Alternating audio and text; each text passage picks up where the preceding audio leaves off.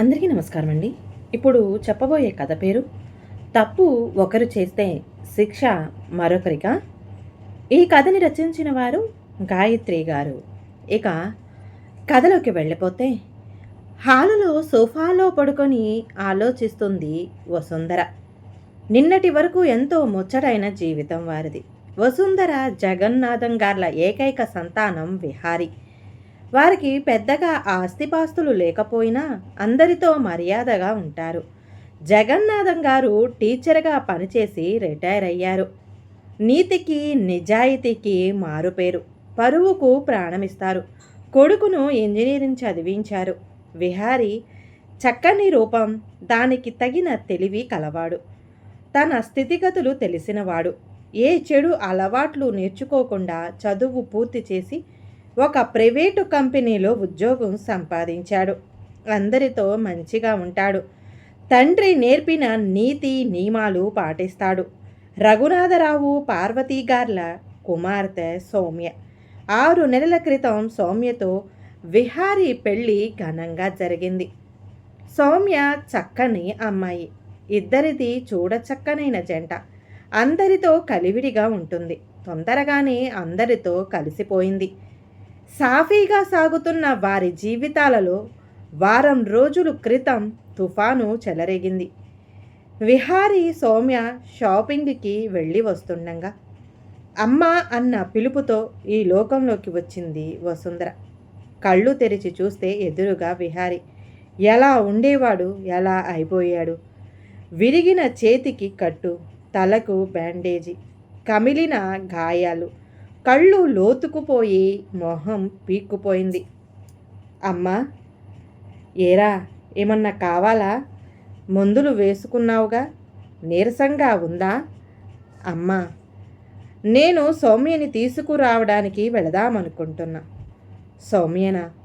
ఈ పరిస్థితిలో తననెందుకు తీసుకురావడం? అవసరం లేదు. నువ్వు లోపలికి వెళ్ళి రెస్ట్ తీసుకో. వద్దనుకున్న వసుంధర మాటలు కఠినంగానే వచ్చాయి. ఇప్పుడే తనకు మన అవసరం ఉందమ్మా. విహారీ కూడా గట్టిగానే అన్నాడు. మనకు తన అవసరం లేదు, విసురుగా అంది. ఏం మాట్లాడుతున్నావో తెలుస్తుందా అమ్మా?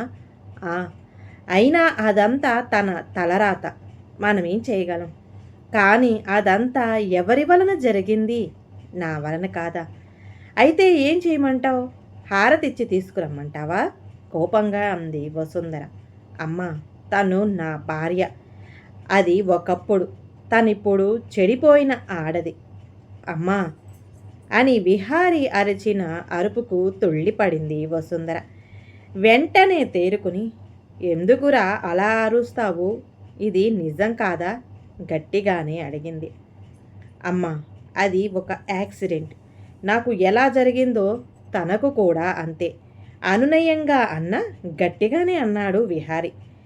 నీ అంత గొప్పగా మేము ఆలోచించలేమురా, నిరసనగా అంది వసుంధర. అంటే తనని అలానే వదిలేస్తామా అమ్మా? మాకు మాత్రం బాధ లేటంటావురా? దుఃఖంతో గొంతు పూడుకుపోయింది వసుంధరకు. కళ్ళల్లో నీళ్లు తిరిగాయి. ఎలా ఉండే పిల్ల, ఎంత కష్టం వచ్చిందో పాపం, అంతా మన కర్మ. కళ్ళు తుడుచుకుంటూ అంది. మరెందుకమ్మా అంత ప్రేమ ఉంచుకుని అలా మాట్లాడతావు? అన్నాడు విహారీ వసుంధర పక్కనే కూర్చుంటూ. ఎందుకు లేదురా ప్రేమ? నేనేమన్నా రాయినా? దానికి జరిగిన అన్యాయాన్ని తలుచుకుంటుంటే గుండె తరుక్కుపోతుంది. అది ఎలా ఉందో అని అనుక్షణం దాని ఆలోచనే, అంది వసుంధర కళ్ళు తుడుచుకుంటూ, గొంతు జీరపోతూ ఉండగా. కానీ ఇంత జరిగాక ఆ పిల్లని మన ఇంటికి తీసుకువస్తే చుట్టూ ఉన్న వాళ్ళు రకరకాలుగా మాట్లాడుతారు. మన పరువేం గాను? ఇన్నాళ్ళు ఎంతో గుట్టుగా బ్రతికాం. ఇక అందరూ మన గురించే మాట్లాడతారు. మన పరువు బజార్న పడుతుంది అంది బాధగా.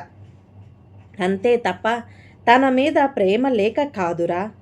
అది కాదమ్మా, ఎవరో ఏదో అన్నారని అంటారని మన మనిషిని మనం దూరం చేసుకుంటామా? నువ్వెంత చెప్పినా నా నిర్ణయం మారదురా. నాకు తనపై జాలి ప్రేమ ఉన్నాయి.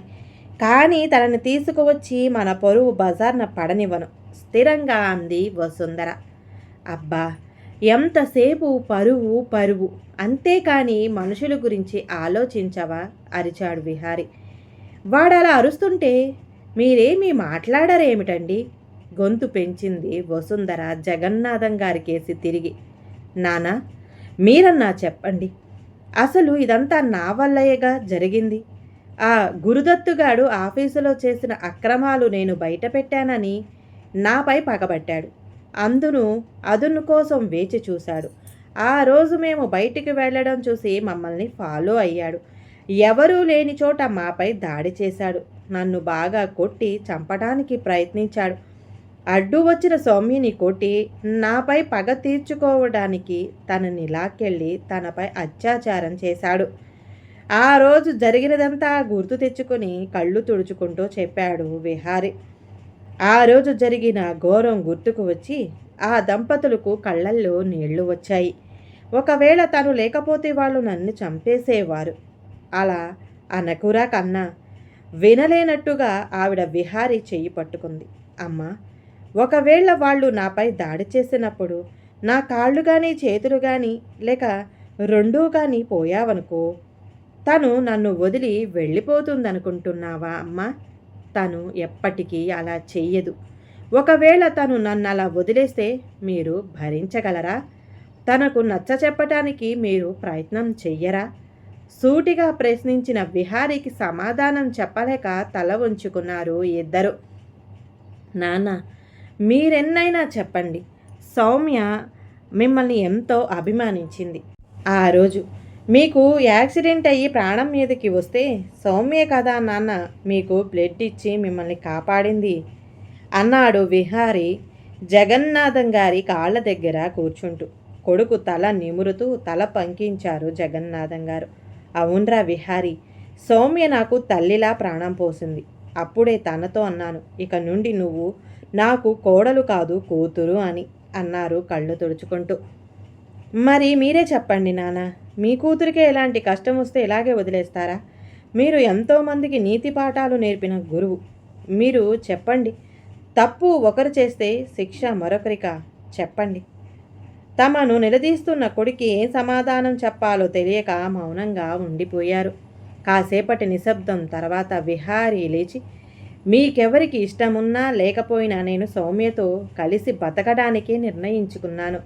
జీవితాంతం తనతో కలిసి ఉంటానని, సుఖదుఖాలలో పాలు పంచుకుంటానని పెళ్లిలో తనకు ప్రమాణం చేశాను. మీరే నేర్పించారు కదా నాన్న, ఇచ్చిన మాట తప్పకూడదని. ఇక నుంచి నా జీవితం తనతోనే. మీ పరువు ప్రతిష్టలకు భంగం కలగకుండా మేము దూరంగా వెళ్ళిపోతాం అంటూ బయటకు నడవబోయాడు. వెంటనే విహారీ చెయ్య పట్టుకొని, ఒరే ఆగరా, నిజమే, నా కూతురికే ఇలా జరిగితే ఇలా చేసేవాణ్ణా? నన్ను క్షమించరా. పరువు కోసం ప్రాకులాడి బంగారం లాంటి మన సౌమ్యను దూరం చేసుకోబోయాను. గురువుగా ఎంతోమందిని తీర్చిదిద్దిన నేను తప్పు చేయబోయాను. తప్పు ఒకరు చేస్తే శిక్ష మరొకరికి వెయ్యబోయాను. చిన్నవాడివైనా మా తప్పును సరిదిద్ది మా కళ్ళు తెరిపించావు. పదవ సుందర, మన సౌమ్యను మనం తీసుకువద్దాం అంటూ బయలుదేరారు. వసుంధర, అవునండి, ఆడదాన్నయ్యండి, ఒక ఆడదాని బాధ అర్థం చేసుకోకుండా మాట్లాడాను. చుట్టూ ఉన్నవారు ఏమనుకుంటారోనని ఆలోచించాగాని మన సౌమ్య ఏమవుతుందో ఆలోచించుకోలేకపోయాను. చుట్టూ ఉన్న జనం ఒకరోజు మాట్లాడతారు, 2 రోజులు మాట్లాడతారు, తర్వాత మర్చిపోతారు. వాళ్ళ కోసం నా సౌమ్యని దూరం చేసుకోవడం మూర్ఖత్వం. పదండి, మన సౌమ్యని తీసుకొద్దాం అంటూ వచ్చింది. ముగ్గురు ఆనందంగా సౌమ్య ఇంటికి బయలుదేరారు. సౌమ్య ఇంట్లో పార్వతి హాల్లో కూర్చుని గట్టిగా ఏడుస్తూ, ఇంత కష్టం మనకే రావాలా? ఇక దీని జీవితం నాశనం అయిపోయిందే. మన పరువంతా గంగలో కలిసిపోయిందే. భగవంతుడా, ఇంకా దీన్ని ఎందుకు బతికించి ఉంచావయ్యా? అయ్యో అని శోకాలు పెడుతూ కళ్ళు ముక్కు తుడుచుకుంటూ ఏడుస్తుంది. అబ్బా, ఊరుకుంటావా కాసేపు? రఘునాథరావు గారు కసురుకున్నారు. ఊరుకుని ఉండక ఏం చేస్తానట? అయినా నేను చెప్తూనే ఉన్నా, దాన్ని హాస్పిటల్ నుండి తీసుకురావద్దని. అక్కడే ఏదో ఆశ్రమంలో ఉంచమని. మీరు వింటేనా? అది మన కన్న కూతురు పార్వతి. మనకు పెళ్ళికెదిగిన ఇంకో కూతురు కూడా ఉంది. దాని సంగతేంటి? అయినా అదంటే నాకు మాత్రం ప్రేమ లేదా? దాని కర్మ మన కర్మ కాకపోతే మన సౌమ్య జీవితం ఇలా అయిపోవడం ఏమిటండి? అది ఇక్కడి నుండి దూరంగా ఉంటే అయినా దానికి కాస్త ప్రశాంతంగా ఉంటుంది అని. ఇంత జరిగాక ఇంకెక్కడ ప్రశాంతత? అవునులేండి, ఈ సమాజం దాన్ని ప్రశాంతంగా ఉంచుతుందా? కనీసం విహారైనా తనని తీసుకెళ్తాడా? కన్న తల్లిదండ్రులు మనమే చూడాలి. మనమే తనని దూరం పెడితే తన పరిస్థితి ఏం కావాలి? అవునండి, నీ ఏడుపు ఆపి కాస్త సౌమ్య ఎలా ఉందో చూడు. దాని ముందు ఏడ్చి దాన్ని ఇంకా ఏడిపించకు. జరిగిందేది జరగక మానదు. దేవుడే దానికేదో దారి చూపిస్తాడు. అవునులేండి, అసలు ఇందులో దాని తప్పేముంది? కడుపులో పెట్టుకొని కాపాడాల్సిన తల్లినై ఉండి దానిని నానా మాటలు అంటున్నాను. ఇక నుంచి నా సౌమ్యని నేనే జాగ్రత్తగా చూసుకుంటాను అంటూ లేచింది. ఏదో కారాగిన చప్పుడైంది. ఎవరో వచ్చినట్టున్నారు. ఆ ఎవరో పేపర్ వాళ్ళు పరామర్శకో వచ్చుంటారు. తలుపు తీయండి. కాదే, అమ్మ బావ వాళ్ళు వచ్చారమ్మా. సౌమ్య చెల్లెలు పరిగెత్తుకొచ్చింది. బాబు విహారీ నువ్వా? బావగారు, అక్కయ్య గారు వచ్చారా? అవును బావగారు, మేము వచ్చాం. మా సౌమ్యని తీసుకెళ్ళటానికే వచ్చాం. ఇది కళ నిజమా వదిన? నిజం వదిన. ఎవరో చేసిన తప్పుకు మన సౌమ్యని ఎందుకు శిక్ష అనుభవించాలి అని మా విహారీ మా కళ్ళు తెరిపించాడు. అందుకే తనని తీసుకెళ్ళడానికే వచ్చాం. బాబు విహారీ, నీ మేలు ఈ జన్మలో మరిచిపోలేము అంటూ విహారీ చేతులు పట్టుకున్నారు ఇద్దరు. అంత మాట ఎందుకు మామయ్య? ఇంతకు సౌమ్య ఎక్కడా? ఆ గదిలో ఉంది బాబు. వారి ఆనందానికి అవధులు లేవు. సౌమ్య, సౌమ్య అని పిలుస్తూ గదిలోకి వెళ్ళాడు విహారీ. అక్కడ చీకటి గదిలో శూన్యంలోకి చూస్తూ కూర్చున్న సౌమ్యని చూడగాని సౌమ్య అని పిలుస్తూ తనను పట్టుకోబోయాడు. సౌమ్య బెదురుగా చూస్తూ వెనక్కి జరిగింది. సౌమ్య, నేను విహారీని. బేలచూపులు చూస్తూ విహారీని చూసి చేతుల్లో మొహం దాచుకొని వెక్కి వెక్కి ఏడవసాగింది. సౌమ్యని దగ్గరికి తీసుకుని, జరిగినదంతా ఒక పీడకల అనుకో. అది ఒక యాక్సిడెంట్ మాత్రమే. జరిగిన దానివల్ల నాకు నీ మీద ఉన్న ప్రేమ, అభిమానం ఏమాత్రం తగ్గదు. మనం మామూలుగా మన జీవితాన్ని ప్రారంభిద్దాం అంటూ నచ్చ చెప్పాడు. వద్దు విహారీ, నా వల్ల నీకు ప్రాబ్లమ్స్ రావడం నాకు ఇష్టం లేదు అంది సౌమ్య ఏడుస్తూ. చాలాసేపు నచ్చ చెప్పాక సౌమ్య కాస్త మామూలు మనిషి అయ్యింది. గదిలో నుంచి బయటకు వచ్చిన వారిద్దరినీ చూసి అందరూ ఆనందంగా దగ్గరకు వచ్చారు. సౌమ్యని దగ్గరికి తీసుకుని నుదుటి మీద ముద్దు పెట్టుకుని నవ్వుతూ, తొందరగా ఫ్రెష్ అయ్యి రా అమ్మ, మన ఇంటికి వెళ్ళడం అంది వసుంధర. అత్తయ్య అంటూ ఆమెను ఆనందంగా పట్టుకుంది సౌమ్య. అందరూ భోజనాలు చేశాక బయలుదేరుదురు అంది పార్వతి. ఓ తప్పకుండా అన్నారందరూ ఆనందంగా. మన దేశంలో ఎంతోమంది ఆడపిల్లలు యాసిడ్ దాడులకు, అత్యాచారాలకు, ప్రేమోన్మదుల దాడులకు అన్యాయంగా బలైపోతున్నారు. ఇందులో వారి తప్పు లేనప్పటికీ, వారే బాధితులైనప్పటికీ కూడా సమాజపరంగా శిక్ష అనుభవిస్తున్నది వాళ్ళే. వారిని ఆదుకోకపోయినా పర్వాలేదు, కానీ వారిని మాటలతో, చేతలతో మరింతగా వేధించవద్దు. తప్పు ఒకరు చేస్తే శిక్ష మరొకరికి వెయ్యొద్దు. ఈ కథ గనక నచ్చితే ప్లీజ్ అండి లైక్ చేయండి. అలాగే ఛానల్ని సబ్స్క్రైబ్ చేసుకోవటం మాత్రం మర్చిపోమాకండి. మీ విలువైన అభిప్రాయాన్ని కామెంట్ బాక్స్లో కామెంట్ చేయండి. అందరికీ ధన్యవాదాలండి.